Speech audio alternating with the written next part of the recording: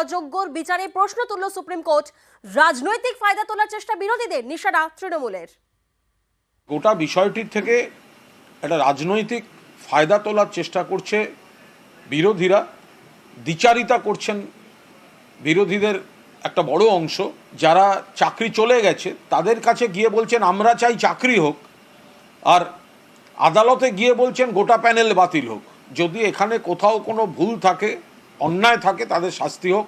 যেখানে এসএসসি দিয়েছেন, জানিয়ে দিয়েছেন, মাননীয় শিক্ষামন্ত্রী বলেছেন যে কজনের নিয়োগ নিয়ে প্রশ্ন আছে আর বাকিদের নিয়োগ নিয়ে প্রশ্ন নেই। ঘোলা জলে রাজনৈতিক মাছ ধরার চেষ্টা করছে বিরোধীরা, আমরা তার তীব্র নিন্দা করছি। যারা যোগ্য চাকরি প্রার্থী তারা নিশ্চয়ই বুঝতে পারবেন যে সরকার তাদের পাশে রয়েছে, আর শকুনের রাজনীতি করছে বিরোধীরা। রাজনৈতিক ফায়দা তোলার সুযোগ করে দিচ্ছে তৃণমূল, পাল্টা শ্রমিক ভট্টাচার্য। কারা যোগ্য কারা অযোগ্য এটা যদি পর্ষদ বলে দেয় তাহলে পর্ষদই তো স্বীকার করে নিচ্ছে যে জালিয়াতি হয়েছে, দুর্নীতি হয়েছে, অযোগ্য আছে।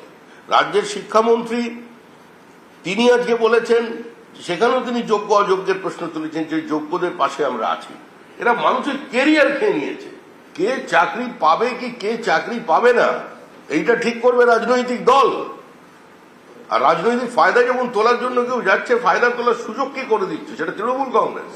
রাজনৈতিক ফায়দা যারা তুলতে না পারে তার জন্য সরাসরি গিয়ে নিজে হস্তক্ষেপ করুন, বলুন চুরি কারা করেছে, চিহ্নিত করুন মানুষকে, তারপরে রাজনৈতিক ফায়দার কথা বলবেন।